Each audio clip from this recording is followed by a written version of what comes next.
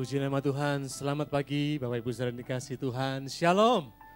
Kita akan bersama-sama mempersiapkan hidup kita untuk menerima berkat firman Tuhan. Engkaulah kekuatanku.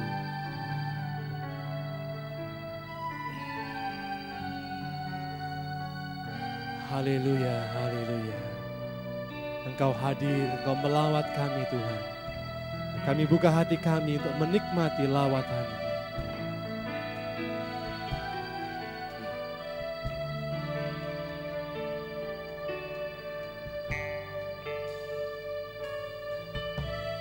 Engkaulah kekuatanku,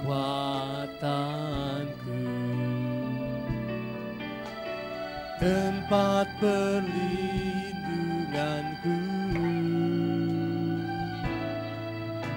di saat badai menerpa. Aku tak akan goyah. Aku tak akan goyah, sebab Kau sertaku sejauh langit. Sejauh langit dari bumi, begitu besarnya kasih-Mu. Penuhi hati kami yang rindu menyembah-Mu, Yesus. Sejauh langit dari bumi, begitu besarnya kasih-Mu. Kaulah Tuhan, kekuatanku, sukacitaku. Kita katakan bersama, Engkaulah kekuatanku. Engkaulah kekuatanku,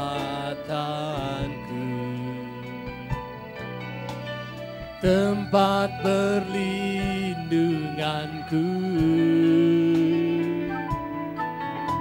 di saat badai menerpa. Aku tak akan goyah. Aku tak akan goyah, sebab Kau sertaku sejauh langit, sejauh langit dari bumi, begitu besarnya kasih-Mu. Penuhi hati kami yang rindu menyembah-Mu, Yesus. Sejauh langit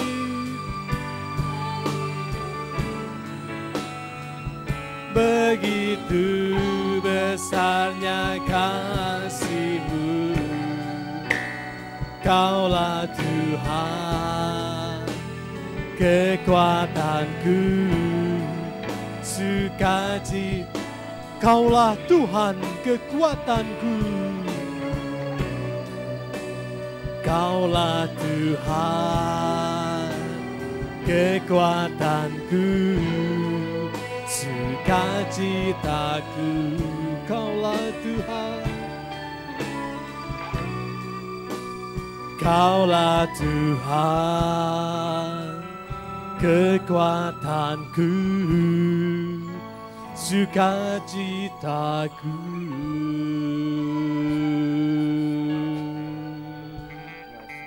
Kembali kami datang padamu Tuhan, mengucap syukur Tuhan atas berkat rahmat yang Tuhan berikan bagi kami Tuhan.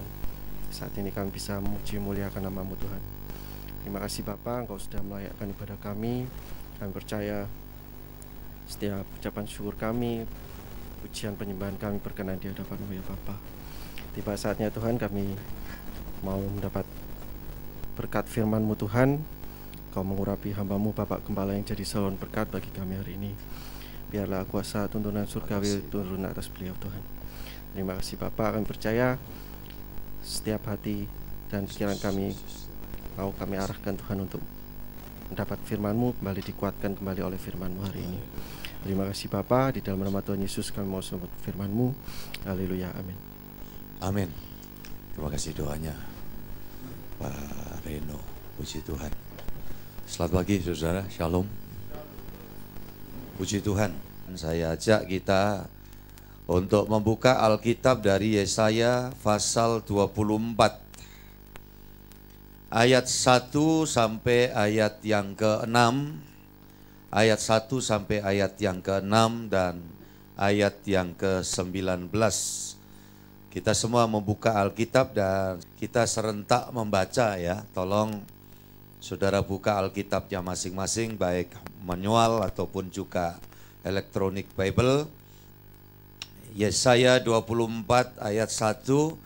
Kalau temanya di situ adalah nubuat tentang akhir zaman, ya. Bumi dihancurkan. Ayat 1 kita baca bersama-sama. Sesungguhnya Tuhan akan menanduskan bumi dan akan menghancurkannya, akan membalikkan permukaannya dan akan menyerahkan penduduknya. Ayat 2 bersama. Maka seperti nasib rakyat, demikianlah nasib imam, seperti nasib hamba laki-laki, demikianlah nasib tuanya, seperti nasib hamba perempuan, demikianlah nasib nyonyanya, seperti nasib pembeli, demikianlah nasib penjual, seperti nasib peminjam, demikianlah nasib yang meminjamkan, seperti nasib orang yang berutang, demikianlah nasib orang yang berpiutang. Semua katakan amin dulu. Amin. Terima kasih. Silakan Pak Juli duduk. Saudara, berita yang seperti ini memang secara manusia tidak mengenakan. Kenapa? Saya pikir baik kita yang ada di onset ataupun yang ada di online, kita semua mempunyai selera yang sama. Namanya manusia itu hanya berpikir yang enak, yang seneng, ya kan? Semuanya adalah hal-hal yang ideal. Maka ketika mendengar pembacaan dari catatan firman seperti yang kita baca hari ini, jujur saja bukan cuma saudara, saya pun sebetulnya juga kurang senang, iya kan? Nah, tetapi karena ini kebenaran firman Allah, lebih-lebih lagi ditegaskan di dalam perikop dari pasal 24 sampai pasal 27 itu, tema perikopnya adalah nubuat tentang akhir zaman. Dan ini tidak bisa tidak kita kemudian tutup tanpa kita mengetahui. Karena kita tahu Alkitab itu bicara tentang apa yang sudah, itu berkait dengan proses penciptaan, apa yang sedang berjalan hingga kini, saudaraku. Dan juga Alkitab mencatat untuk hal-hal yang akan datang. Ini berkait dengan kehari esokan. Nah, seringkali kalau kita sebagai anak Tuhan, orang Kristen, kita hanya memikirkan hal-hal yang menyenangkan, yang ideal saja, yang mengharapkan cocok dengan selera kita, saudaraku yang dikasih Tuhan. Maka di situ tidak jarang orang akan jadi kecewa ketika harus menghadapi hal yang sulit, hal yang tidak enak, hal yang tidak ideal seperti yang diharapkan. Nah, itu sebabnya kitab suci itu sama dengan kitab jujur.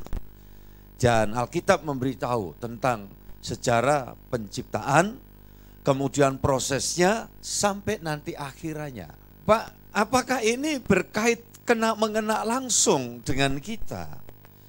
Maka saya mau sampaikan kepada kita semua, saudara-saudara yang dikasih Tuhan, kita tidak tahu persis. Ya, karena kalau kita melihat barangkali Kemarin dulu saya sampaikan ketika hari ibadah Kamis, baru saja ada pemberitaan salah satu gunung di wilayah Manado, Gunung Ruang ya kalau tidak salah. Terjadi erupsi, saudaraku yang dikasihi Tuhan. Belum lagi kemudian melihat, mendengar pemberitaan, bukan di negeri kita, di belahan bumi yang lain, banjir bandang. Bahkan saudara-saudara yang dikasihi Tuhan, yang namanya berita bencana alam itu tidak pernah selesai. Dari waktu ke waktu, dari dulu sampai kapanpun. Kemudian bagaimana Pak kita menyikapi? Kalau orang tanya begitu, saya katakan ya kita menyikapi satu, rendah hatilah, kita bergantung pada Tuhan. Kita tidak perlu takut. Itu pasti. Itu dasarnya. Karena apa? Kalau Tuhan masih kasih tugas kita hidup di sini, pasti Tuhan pelihara kita. Tetapi kalau sampai andaikan Tuhan juga mengikut sertakan kita satu paket suatu hari, di suatu keadaan yang secara manusia daging itu tidak menyenangkan, toh kita juga ada dalam jaminan Tuhan, bahwa Tuhan tidak tinggalkan kita. Tuhan dampingi kita, bahkan sampai satu hari kita akan diajak pulang ke dalam kerajaannya yang luar biasa. Jadi saudara-saudara yang dikasihi Tuhan, kita perlu tahu. Ketika tahu hal-hal yang seperti ini, apa sih? Membawa kita harus mawas diri. Sikap apa yang harus kita ambil? Tidak lain dan bukan saudara yang dikasihi Tuhan adalah sikap rendah hati. Kalau orang tanya, Pak rendah hati itu apa? Sama dengan merasa butuh Tuhan di setiap waktu. Rendah hati tidak identik selalu dengan mungkin bungkuk-bungkuk. Wah ini sopan santunnya tingkat tinggi. Karena apa? Dilihat dari tampilannya. Boleh, itu juga bagian. Tetapi belum tentu kok. Iya kan? Orang yang bungkuk-bungkuk, wah ini rendah hati. Jadi kalau orang tanya apa Pak intinya? Intinya rendah hati itu ketika kita sandar kepada Tuhan.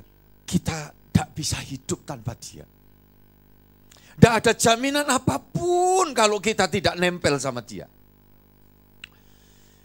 Itu sebabnya ayat-ayat ini saudara yang dikasihi Tuhan harus kita juga pahami bahwa satu hari bumi yang asalnya tidak ada diciptakan Tuhan. Kemudian apa yang terjadi? Satu hari juga akan dibiarkan Tuhan itu berlalu. Terus bagaimana dengan hidupnya anak Tuhan? Nah, nanti ayat-ayat Alkitab yang akan kita sama-sama baca dan terima itu akan memberikan satu informasi dan jaminan buat kita semua. Ayat yang ketiga, silakan Pak Juli membacakan. Ayat 3. Bumi akan ditanduskan setandus-tandusnya dan akan dijarah sehabis-habisnya. Sebab Tuhanlah yang mengucapkan firman ini. Puji Tuhan. Saudara yang dikasihi Tuhan. Ini satu waktu akan terjadi. Ya, tidak bisa tidak. Ya, makanya saudara-saudara yang dikasihi Tuhan, kalau kemudian orang tanya kenapa Pak begini? Ya ini salah satu ikut andil pengerusakan bumi juga manusia itu sendiri. Begitu manusia berdosa, orang itu sibuk hanya untuk kepentingan, untuk keegoisannya sendiri. Kemudian apa? Tidak memperdulikan penggundulan hutan. Saudara-saudaraku yang dikasihi Tuhan, pengerukan semua yang dianggap suatu kekayaan ya di dalam bumi. Ya diawut-awut sampai sedemikian rupa, kadang-kadang orang tidak berpikir bagaimana untuk kelangsungannya. Tapi bagaimanapun memang itu nanti akan terjadi. Ayat yang keempat, lanjut Pak, silakan. Bumi berkabung dan layu, ya dunia merana dan layu, langit dan bumi merana bersama. Nah, saudara, sejak tahun 70-an sudah diberitakan bahwa kondisi alam kita sudah semakin tidak ideal. Terjadi satu kerusakan di atmosfer. Saudara-saudara, akibat apa? Akibat juga teknologi, akibat sampingan. Bagaimana dari efek pembuangan semua istilahnya radiasi yang tidak jelas di dalam dunia ini. Pak, nanti itu bakalnya bumi tenggelam. Kenapa? Karena kutub utara, kutub selatan sudah semakin mencair. Panas matahari langsung nembus. Terjadi perobekan, ya kan, atmosfer. Dan ini ilmu pengetahuan juga mengiyakan itu. Proses kerusakan ini. Ya kalau itu salah satu penyebabnya rumah ber-AC, Pak. Rumah saya sendiri juga pakai AC.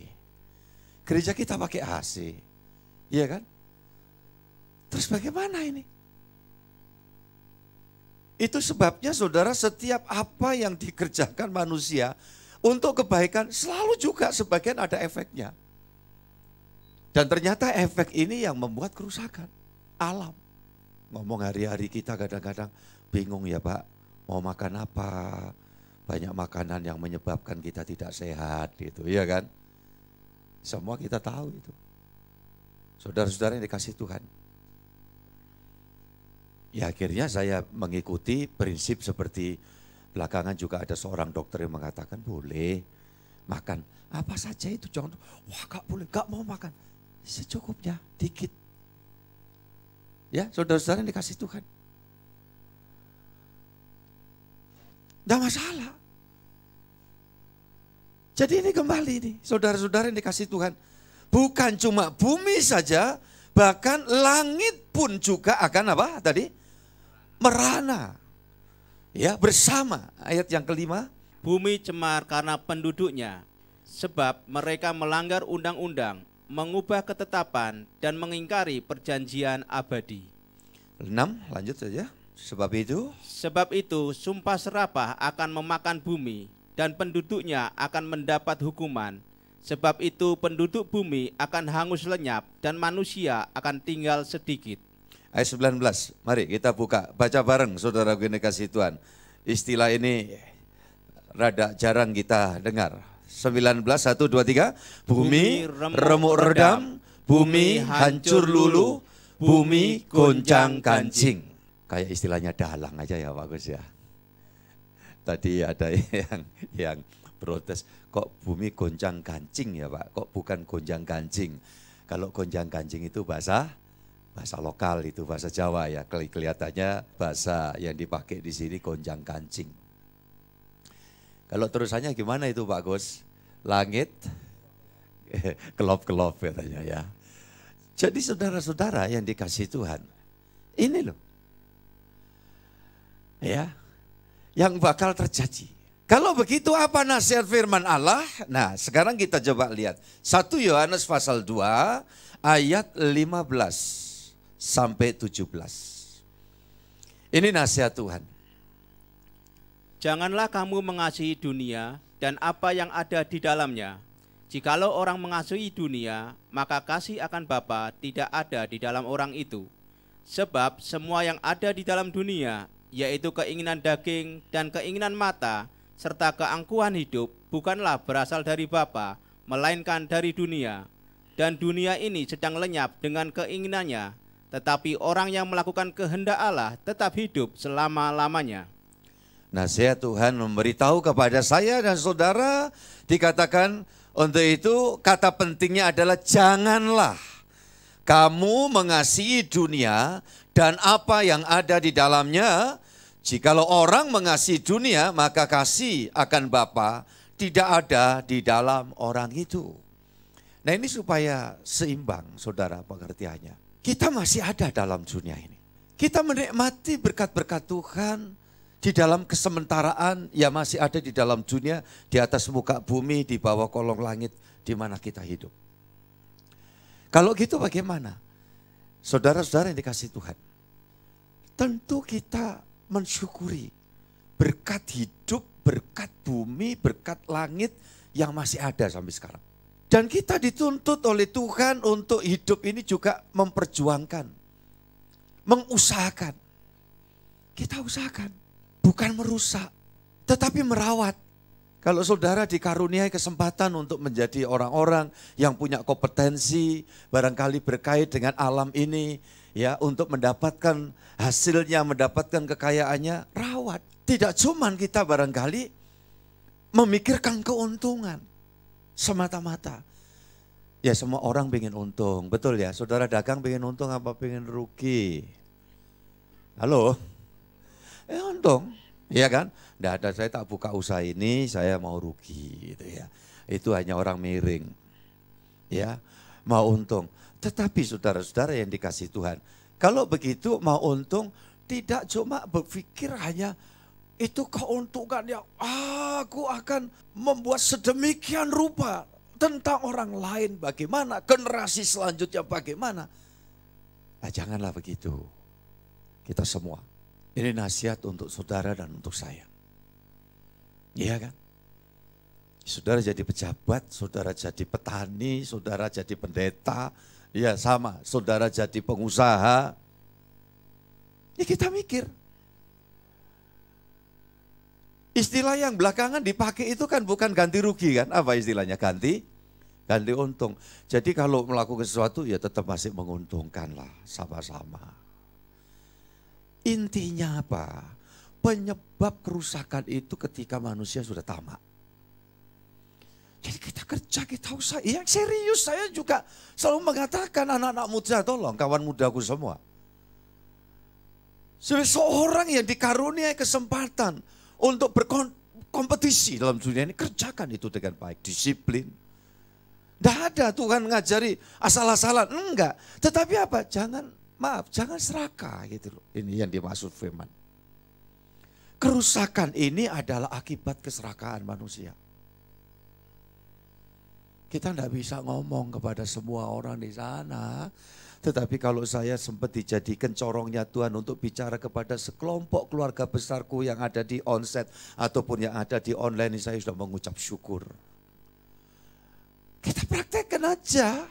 Orang yang kerja mengusahakan sesuatu memikirkan, iya istilahnya itu yang wajar gitu. Tidak akan kok sampai keprosot. Tidak akan. Berarti orang yang rendah hati itu pasti ada kedekatan sama Tuhan. Orang yang dekat sama Tuhan, Tuhan itu punya segala sesuatu. Pasti penyediaan Tuhan itu diberikan buat setiap kita yang dekat sama Dia. Makanya kalau saya berikan tema hari ini, saudara-saudara yang dikasih Tuhan, kerendahan hati jadi tahta Tuhan. Orang rendah hati butuh Tuhan, sadar Tuhan, pemelihara Tuhan, di tangan Tuhan ada segala sesuatu.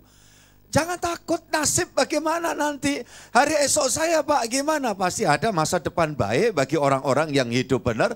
Ada hari tua yang dijamin dipelihara oleh Tuhan kalau hidup saya dan saudara benar, amin. Dan orang yang benar, orang yang sandar pada Tuhan, dekat sama Tuhan. Tuhan punya semua kok. Hidup saya di kepala 6, tarik mundur. Saudaraku ini kasih Tuhan, berapa banyak penyediaan Tuhan yang sudah saya nikmati. Saya pikir ke depannya sana tidak seperti saya, oh ini saya ada di tengah-tengah. Oh enggak, kesononya itu saya kira jauh lebih sedikit dibanding apa yang sudah saya terima. Dan Tuhan itu pelihara kita, Tuhan memberkati kita. Pasti kesananya pun saya yakin, Tuhan tidak pernah tinggalkan saya dan saudara. Yang percaya angkat tangan, saya katakan, saya pasti dipelihara Tuhan. Amin. Jangan sampai seorang pun merasa diri, oh enteng kok kalau aku mengatakan itu, karena aku punya persediaan cukup banyak. Belum tentu. Iya kan?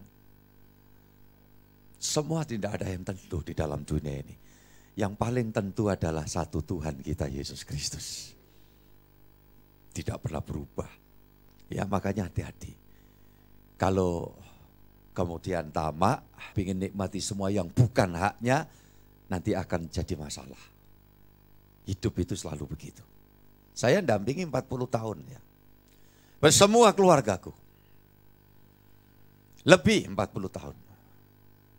Dan orang-orang yang berkarya, hidupnya sandar pada Tuhan, bertindak hati-hati, rezekinya itu terus berkesinambungan. Ya. Itu sebabnya Tuhan nasihatkan di sini, jangan kamu mengasihi dunia dan apa yang ada di dalamnya. Jikalau orang mengasihi dunia, maka kasih akan Bapa tidak ada di dalam orang itu. Ayat 16, sebab semua yang ada di dalam dunia, yaitu keinginan daging dan keinginan mata, serta keangkuhan hidup, bukanlah berasal dari Bapa, melainkan dari dunia. Saya ajak saudara baca ayat 17 karena ini terkandung jaminan buat setiap orang percaya. 1, 2, 3. Dan dunia ini sedang lenyap dengan keinginannya, tetapi orang yang melakukan kehendak Allah tetap hidup selama-lamanya. Semua katakan amin. Lakukan kehendak Allah, akan hidup untuk selama-lamanya. Pak, nanti kan satu hari mati, Pak. Mati itu bukan selesai, bukan mandek. Mati itu adalah justru awal perjalanan panjang yang bagi orang yang melakukan kehendak Allah, anak Allah, dikatakan dalam firman adalah menikmati kebahagiaan yang panjang. Ini selalu saya ajari kita semua ketika kita menjadi bagian orang yang telah ditinggalkan oleh orang yang kita kasih atau yang mengasihi kita, berpulang lebih dulu ke rumah Bapa Surgawi menjadi pelayannya di sana. Jangan menganggap orang-orang itu di kuburan. Tolong baik-baik. Entahkah orang tua kita, entahkah pasangan kita, entahkah sana famili orang yang paling berjasa dalam hidup kita. Dia tidak di kuburan. Dia nggak ada di situ. Ini karena berkait dengan kitanya sendiri nanti. Kalau kita membayangkan orang itu masih di kuburan, satu, kita menolak firman. Kita tidak menghargai apa yang dijanjikan Tuhan. Saudara-saudara, dan akan membuat kita menderita. Boleh, kita ke makam ya, kita rawat makamnya, kita bersihkan, ya kita tugasi atau kepada orang yang merawat makam di situ, kita memberikan rezeki. Saudara-saudara yang dikasih Tuhan, bersih-bersih saudara taruh bunga, enggak masalah. Kalau kemudian dari makam, rombongan dengan keluarga, masuk warung atau restoran, mengucap syukur sama-sama Tuhan, terima kasih. Ya, terkait dengan orang yang sangat kami kasih sudah lebih dulu engkau bawa ke sorga, dan kami mengenangnya selalu karena dia satu sosok yang sangat berjasa buat kami. Itu bagus, sah-sah saja. Tidak ada doa di kuburan untuk meminta doa kepada yang sudah meninggal, atau mungkin kita juga mendoakan kepada yang sudah meninggal. Nah, ini tidak perlu. Nah, kadang orang mengkaitkan dengan, Pak, waktu itu murid-murid ke kuburan ada malaikat di situ, Pak.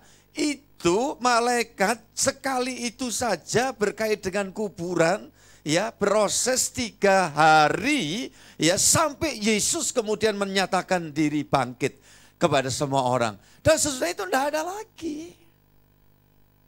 Malaikat itu di kuburan, yang ada itu patung-patungnya malaikat. Kalau saudara ke Kembang Kuning atau ke Jaksa Agung Suprapto, ada patung-patung malaikat ditaruh di kuburan. Apakah kuburan itu dijaga malaikat? Enggak. Yang dijaga malaikat itu saudara dan saya, anak-anak Tuhan, di dalam perjalanannya. Itu baru betul. Kalau sampai kita berharap nanti, wah kita ketemu malaikat di pemakaman. Jangan saudara berharap itu malaikat terang. Itu malaikat jatuh ada di situ. Saudara ketemu dengan malaikat jatuh. Siapa itu malaikat jatuh, saudaraku? Itu. Makanya tidak boleh. Tidak perlu. Pak, kok ada teman kita gereja lakukan itu, Pak. Ya sudah, silakan. Tetapi firman ngajar nggak gitu. Kita cukup prosesi saat pemakaman itu. Itu pun coba perhatikan, baik saya ataupun para asisten saya memimpin upacara pemakaman itu. Adakah doa panjang-panjang untuk almarhum atau almarhumah? Tidak ada. Justru kalimat yang terakhir itu umumnya selamat jalan. Sebagai ungkapan untuk menyatakan nanti kita jumpa lagi di dalam kerajaan sorga. Tapi selalu hamba Tuhan yang menerapkan firman di dalam hidup, dia akan berkata bahwa yang meninggal sudah tidak di sini, melainkan sudah di sorga. ini sekadar jasad. Nah kalau kita masih nganggap itu di kuburan, kesian kan? Hujanan, ya kan? Kepanasan. Tidak ada saudaraku dikasih Tuhan. Ini perlu saya sampaikan kepada kita semua. Orang-orang yang mau hidup di dalam anugerah Allah. Perjalanan di dunia ini sementara. Mati itu bukan selesai, itu awal. Nah awal tergantung kita. Kita berada di dalam kekuasaan kerajaan Tuhan atau kerajaan setan. Makanya Alkitab memberitahu di dalam Ibrani pasal 12. Ayo kita buka sama-sama. Ibrani 12 ayat 26 sampai 28. Waktu itu suaranya menggoncangkan bumi, tetapi sekarang ia memberikan janji. Satu kali lagi aku akan menggoncangkan bukan hanya bumi saja, melainkan langit juga. Ungkapan satu kali lagi menunjukkan kepada perubahan pada apa yang dapat digoncangkan. Karena ia dijadikan supaya tinggal tetap apa yang tidak tergoncangkan. Jadi karena kita menerima kerajaan yang tidak tergoncangkan, marilah kita mengucap syukur dan beribadah kepada Allah menurut cara yang berkenan kepadanya dengan hormat dan takut. Jadi saudara, kita lihat di sini ayat yang ke-28 ya. Jadi karena kita menerima kerajaan yang tidak tergoncangkan, marilah kita mengucap syukur dan beribadah kepada Allah menurut cara yang berkenan kepadanya dengan hormat dan takut. Ayat 26, 27 masih ditegaskan kembali. Ini perjanjian baru tentang apa yang bakal terjadi pada bumi ini. Maka kalau kita sudah tahu apa yang menjadi tugas kita rawat. Kita bangun. Ya, kita jangan merusak. Merusak karena nggak ngerti, ngerusak karena kita ngerti. Dengan merusak itu kita mendapat banyak hal umpamanya. Itu yang kita hindari. Kalau gitu bangun, ya kita bangun. Kayak kita umpamanya sekarang ini lagi bangun nih tempat kita. Itu tempat kebaktian. Walaupun kita tahu bakalnya satu hari semua akan musnah. Tapi selagi masih kita ada di bumi ini, di tempat yang sama, kita bangun. Saudara tinggal di rumah, rawat rumah. Jangan berpikir, aku kalau punya rumah yang gede, bagus, nanti aku rawat. Rumah kecil, sekecil apapun. Karena itu mempengaruhi mood saudara. Mempengaruhi rohani saudara.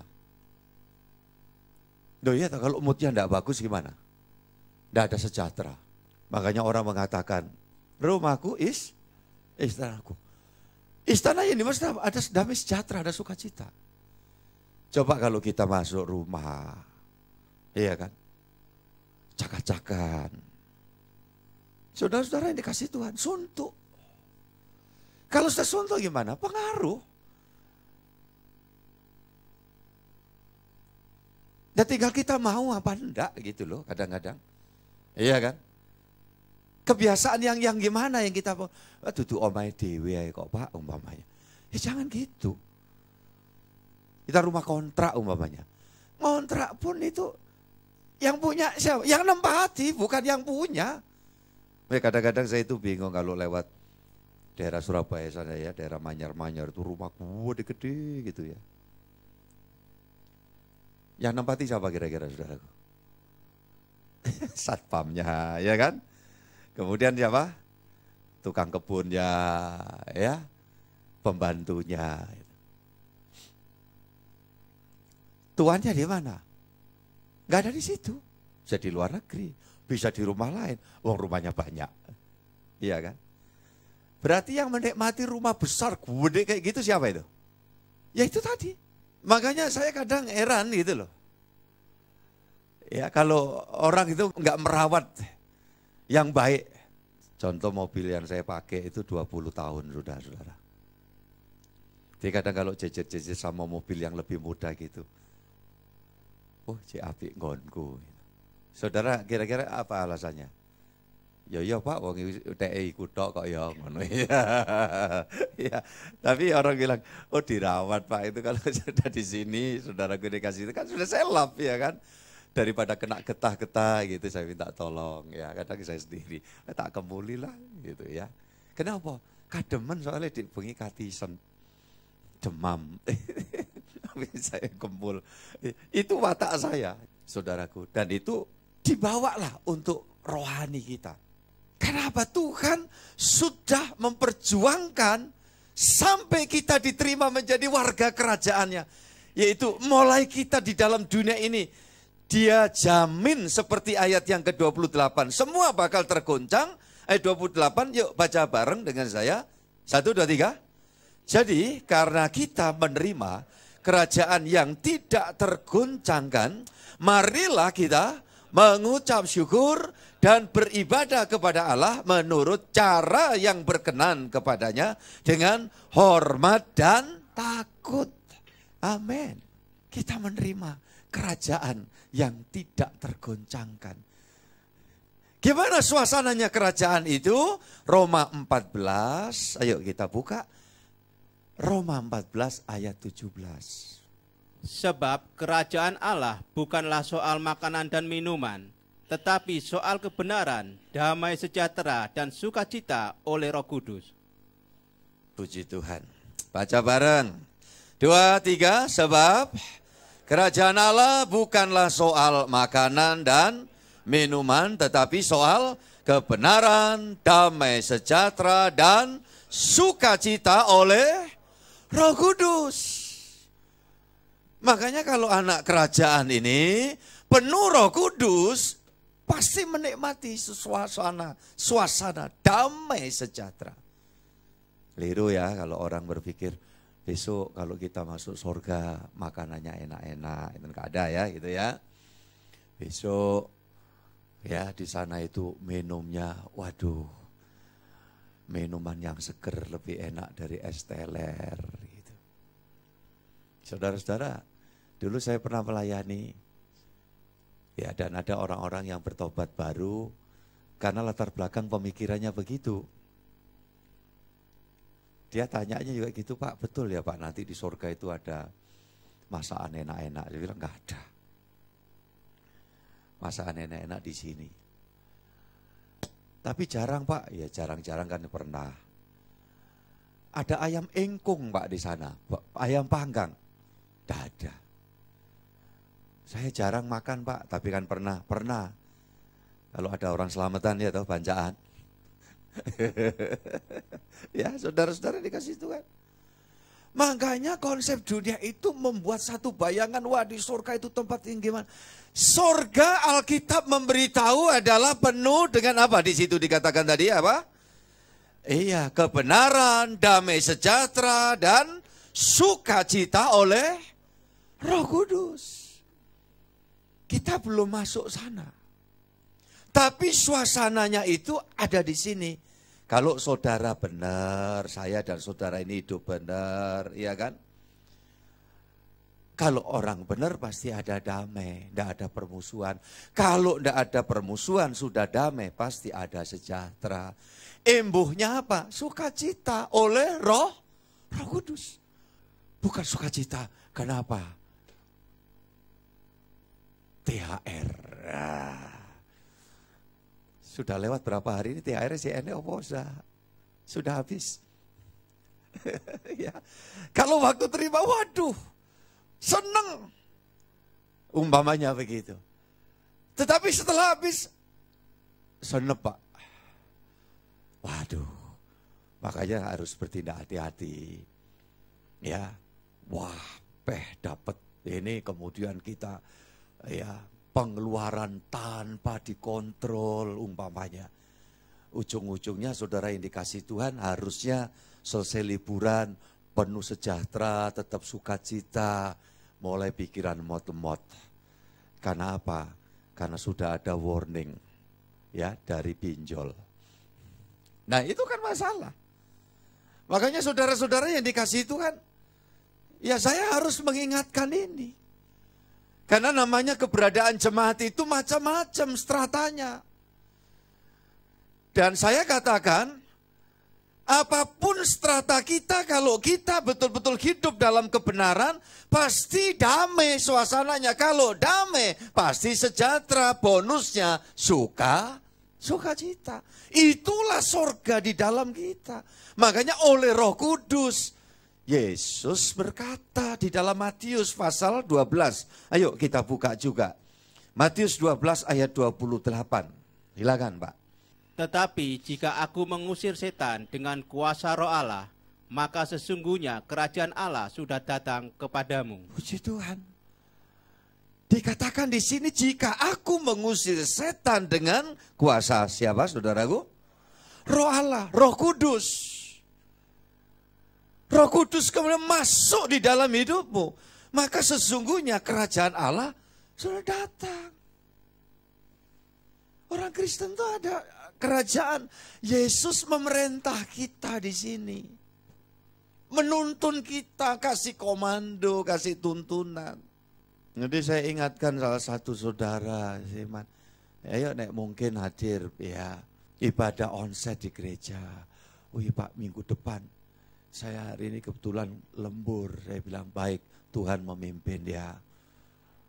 Tuhan campur tangan. Ya ini tugasnya hamba Tuhan. Supaya apa? Supaya kerajaan Allah tidak sampai kemudian tidak kita rasakan. Tuhan memimpin kita di dalam hati kita di sini. Makanya tolong semua saudara, setiap mau melangkah, ya kaitan kerjaan, kaitan mau terima job-joban, kaitan mau sekolah, mau kuliah, Tuhan pimpin kami. Ya, ini ada yang mau ujian ya, SMP kelas berapa? Kemarin saya dapat info, sudah didoakan ya di remaja. Kiranya Tuhan campur tangan buat kalian semua. Tidak usah gentar, tidak usah kecil hati.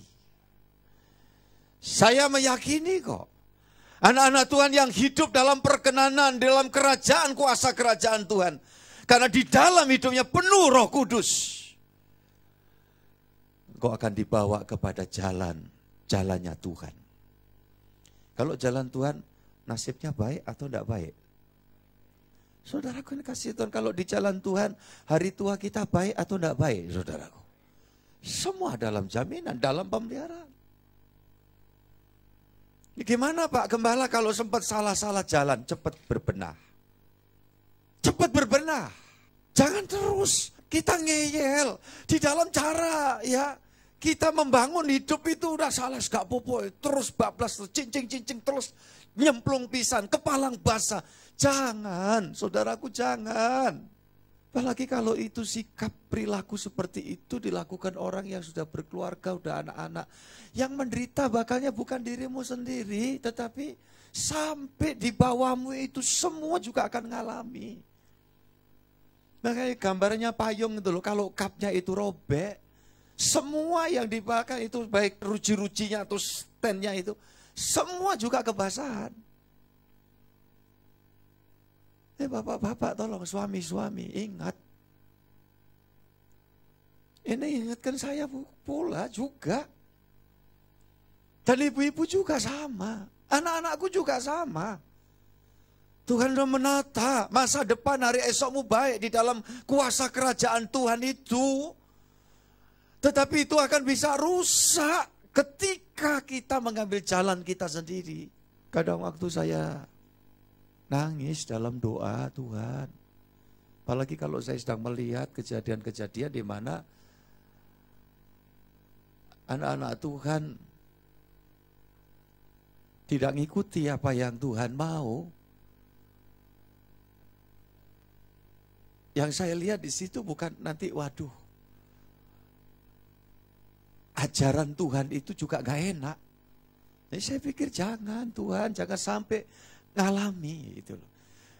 Katanya Tuhan kasih kok dia ngajar kita Pak. Karena dia ngasih kita, dia tidak ingin kita sengsara dalam hidup ini.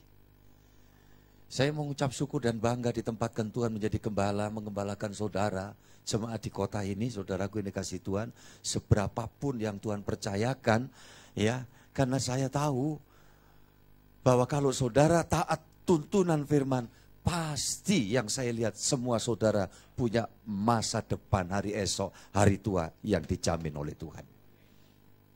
Itu saya lihat kok. Dikata kalau berapa tahun di sini, berapa tahun di sana, saya nggak bisa evaluasi. Tapi dengan ini saya semakin dikuatkan, benar katamu Tuhan. Ya, puji Tuhan. Amsal Soleman pasal 3. Kita buka sama-sama. Amsal pasal 3 ayat 5 sampai 8. Percayalah kepada Tuhan dengan segenap hatimu, dan janganlah bersandar kepada pengertianmu sendiri. Akuilah Dia dalam segala lakumu, maka Ia akan meluruskan jalanmu. Janganlah engkau menganggap dirimu sendiri bijak.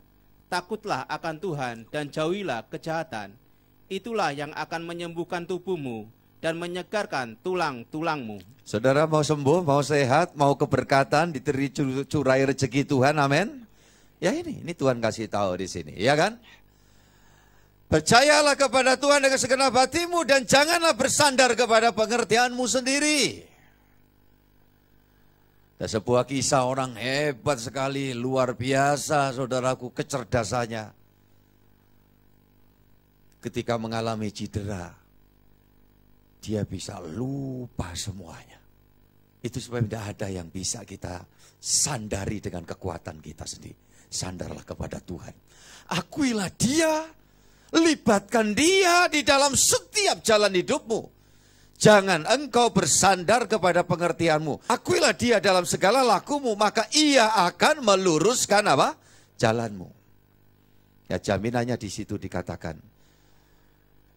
Ayat yang ke-8, itulah yang akan menyembuhkan tubuhmu dan menyegarkan tulang-tulangmu. Saudara akan banyak sehat daripada sakit.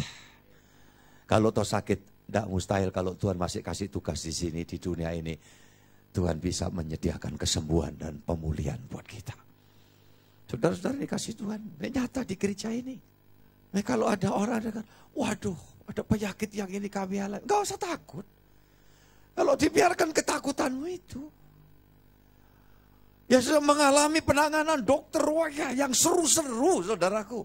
Yang seru-seru, saya tidak mau ngungkap ini kan. Ya udah nggak usah diulang. Tetapi itulah yang terjadi. Yesusmu, Yesusku itu luar biasa. Ya. Dan tolong yang bersangkutan yang sudah ngalami kayak gini, ingat terus, ini kebaikan Tuhan. Ini kesempatan yang Tuhan kasih. Puji Tuhan, saudaraku. Ayat terakhir, Yeremia 9, ayat 23. Nah, saya silakan semua tim pelayan menyediakan diri. Beginilah firman Tuhan, janganlah orang bijaksana bermegah karena kebijaksanaannya. Janganlah orang kuat bermegah karena kekuatannya. Janganlah orang kaya bermegah karena kekayaannya. Puji Tuhan. Oke, 24-nya sekali Pak. Kepotong itu ya. Tetapi siapa yang mau bermegah, baiklah bermegah karena berikut. Bahwa ia memahami dan mengenal aku, bahwa akulah Tuhan yang menunjukkan kasih setia, keadilan dan kebenaran di bumi. Sungguh semuanya itu kusukai, demikianlah firman Tuhan. Semua katakan amin. Nih ya, puji Tuhan. Jangan orang bijaksana bermegah karena kebijaksanaannya. Jangan orang kuat bermegah karena kekuatannya. Kuat ini luas ya. Bukan cuma kuat fisik aja karena mungkin saudara binaragawan. Tidak, merasa kuat di dalam banyak hal. Hati-hati kita ya. Kita selalu lebih baik di hadapan Tuhan berkata, aku lemah, aku tidak berdaya Tuhan. Untuk itu aku butuh pertolongan dari Tuhan. Itu. Ini yang Tuhan inginkan. Jangan orang kaya bermegah pada kekayaannya. Perjanjian baru mengingatkan. Jangan bersandar pada kekayaan yang tidak tentu, tidak menentu. Ya, kita semua paham itu. Olehnya siapapun kita patut mengucap syukur. Karena orang yang rendah hati, orang yang bersandar Tuhan, hidupnya akan terus dituntun dan diangkat oleh Tuhan. sampai kita pulang ke surga yang mulia. Puji Tuhan, tidak usah kita kepikiran, wah bumi bakalnya hancur Pak, langit bakalnya digulung seperti tikar dan sebagainya. Iya, itu firman mengatakan. Dan selalu saya memberikan satu pengingat untuk kita kalau terjadi di mana-mana. Kita doakan mereka, kiranya mereka juga terus bersandar mendapat pertolongan Tuhan. Tapi kita juga waspada. Karena yang begitu itu pun bisa terjadi dimanapun. Ya, untuk membuat kita berhitung, bertindak hati-hati. Dan selagi kita hidup, ayo. Untuk berkat rezeki itu Tuhan selalu sediakan. Kita kerja yang baiklah, yang jujurlah. Ya, jangan sampai didasari dengan sikap yang tidak pernah merasa puas. Toh apa artinya? Kalau sewaktu-waktu kita juga dipanggil oleh Tuhan, kita tidak butuh semua itu.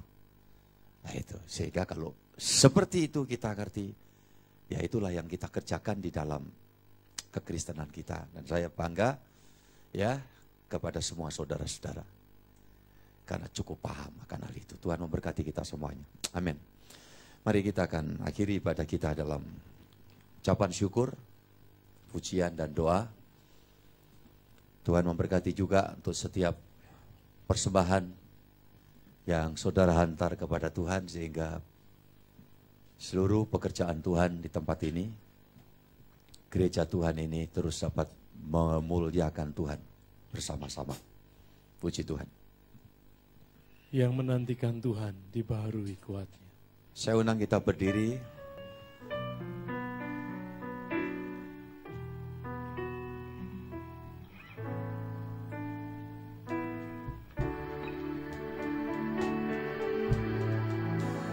Yang menantikan Tuhan dibaharui kuatnya, terbang tinggi seperti Raja Wali,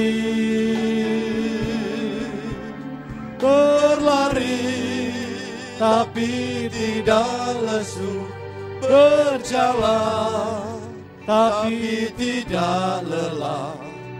Ajarku menanti Tuhan.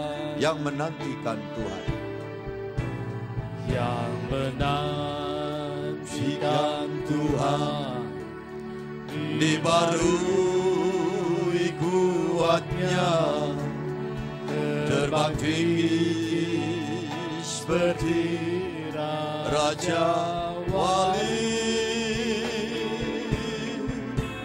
berlari tapi tidak lesu, berjalan tapi tidak lelah. Ajarku menanti Tuhan. musik saya minta mengalun semua berdoa. Tuhan, kami sampaikan kepadamu, inilah orang-orang yang menantimu senantiasa. Orang-orang yang menanti di Kau akan menikmati pemeliharaan. Kalau Kau janji nubuat zaman akhir, di antaranya akan terjadi semua seperti yang Alkitab katakan. Tapi ada jaminan buat setiap orang yang melakukan kehendak Allah, yaitu orang yang menantikan Tuhan. Selalu Tuhan jaga. Yang menantikan Tuhan, sekali lagi, haleluya. Yang menantikan Tuhan dibaharui kuatnya, terbang tinggi seperti Raja Wali, berlari tapi tidak lesu, berjalan tapi tidak lelah. Ajarku menanti Tuhan. Kami inilah Tuhan orang-orang yang menanti-Mu, karena kami semakin disadarkan bahwa tidak ada satupun yang dapat kami sandari selagi kami hidup di dalam dunia ini. Karena semua yang ada di dalam dunia itu berubah. Tetapi Engkaulah satu-satunya yang tidak pernah berubah. Dulu, sekarang, dan sampai kapanpun, selama-lamanya. Olehnya kami semua hanya menantikan Tuhan, bersandar pada Tuhan. Kami mau terus belajar memuliakan Engkau. Kami mau belajar dan mohon kekuatan daripada Roh Kudus untuk kami terus belajar melakukan kehendak Tuhan. Terima kasih Tuhan, Engkau memberikan penyataan bahwa sungguh Engkau berkenan kepada orang yang rendah hati. Orang-orang yang menanti Tuhan, orang-orang yang rendah hati pasti hidupnya dipelihara oleh Tuhan. Dituntun semua anak-anak muda kami untuk berangkat besar dewasa dalam kuasa kemuliaan Tuhan. Anak-anak kecil kami pun demikian, dibawa berangkat besar di dalam anugerah kemuliaan Tuhan. Dan kami semua para orang tua, para senior ini hidup semakin sungguh-sungguh tunduk diri di hadapan Tuhan. Dengan menyadari satu waktu kami akan bertemu muka dengan Engkau Tuhan. Betapa bahagia ketika pertemuan kami dengan Tuhan. Kami adalah orang yang merendahkan hati sungguh-sungguh. Tidak berperilaku salah di hadapan-Mu. Terima kasih Tuhan. Terima kasih ibadah kami hari ini. Engkau menyempurnakan. Memberkati semua yang hadir. Memberkati semua pelayan Tuhan. Terus mengurapi kami. Terima kasih Allahku. Engkau dimuliakan sekarang dan selama-lamanya. Tuntun selalu dalam rumah tangga anak-anak Tuhan.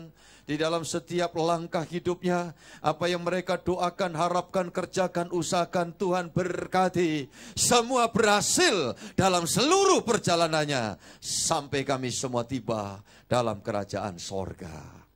Bersama jemaat, mari kami mengangkat tangan ke hadapan Tuhan. Kami bersyafaat untuk Indonesia, Tuhan memberkati.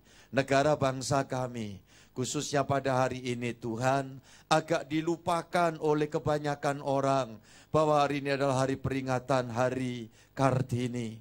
Kiranya Tuhan Yesus melalui contoh keteladanan seorang Ibu Kartini akan membawa semangat juang bagi kami semua untuk turut serta membangun Indonesia dengan hati yang tulus. Sehingga negeri kami, bangsa kami keberkatan oleh Tuhan.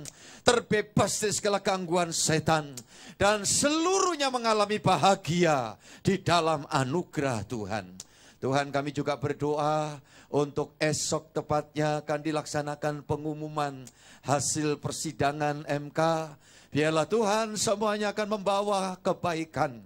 Semua pihak akan lapang dada dan rendah hati. Karena apa yang mereka terima amanat adalah untuk membangun Indonesia lebih baik lagi. Terpujilah Tuhan dari sekarang sampai selama-lamanya. Kami yakin dan percaya berkat kasih Yesus dan persekutuan Roh Kudus melingkupi kami semua dari hari ini sampai Maranatha, sampai Tuhan Yesus datang yang kedua kali, hendak menjemput dan mengantar kami pulang ke Firdaus Sorgawi. Atas nama Bapa, Putra, dan Roh Kudus Allah yang Esa, yang kami kenal sembah dalam Tuhan Yesus Kristus. Bapa, terima kasih. Bapa, terima kasih. Bapa, terima kasih. Bapa di dalam surga, syukur, terima kasih.